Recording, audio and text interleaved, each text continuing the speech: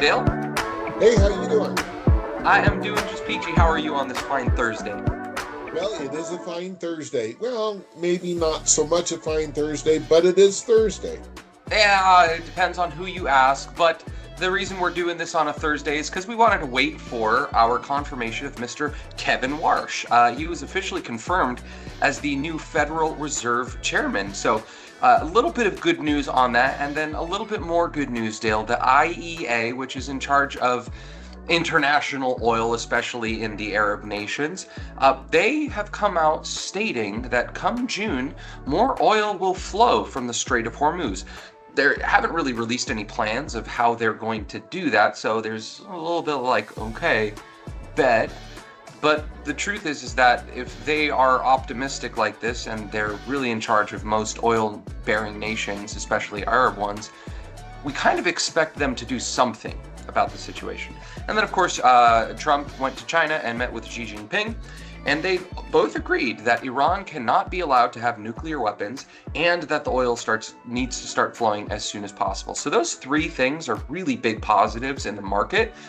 However, we do have some negatives that are kind of canceling out those things. Right. The big one, Dale, inflation. It's reached its highest level in 3 years, and it's now sitting at 3.8% year over year. And this was up from last month at 3.3% year over year.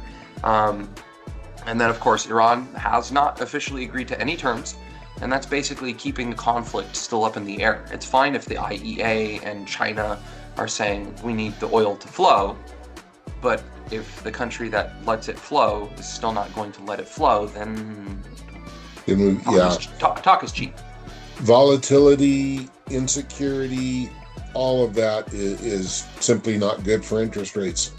Right, exactly. And how does that look for mortgage-backed securities? Remember, red and down is bad, green and up is good. And as you can see here, we've had a couple days of recovery, but really nothing to write home about. We're not improving the situation. We're kind of stagnating. So, Dale, what are we looking at with the 30-year fixed rate mortgage right now? Well, right now we're sitting at about 6.36 for the 30-year. Again, that's 20% down, all credit scores, all discount points, and about 5.71 on the 15, which, in the grand scheme of things, that's not terrible. Right. It's still not good, don't get me wrong, but we're still far better off than we were a year ago. Right. So, there keep hope alive. Right. And even if you're like me and you're a little bit more pessimistic about the market, you could look at this chart and say, oh my gosh, we're at 6.36, and man, what a sharp rise we had back in March and April, and we're still potentially going to rise.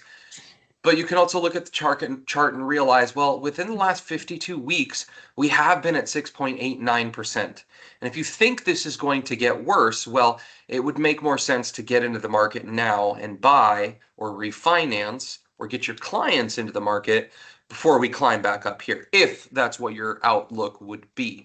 We still hope for some optimism, but Dale, you mentioned something very, very important, volatility. Can you elaborate a little bit more about what you mean by that? Well, look at this chart and let's go back to February. And you look at the Japanese candlesticks, is what they're called. Very little swing, very little up and down. That's back when things were a little bit more stable. Then the Iran thing happened and all the other nonsense that's going on. And you just look at these huge swings. Red is bad, green is good. Look at the March 23rd date, that huge drop, the huge red right there. And volatility has never been good for interest rates.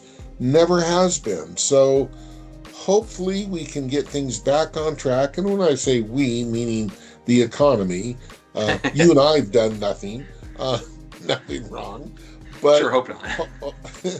Hopefully we can get back on track and get some stability and things brighten up a little bit.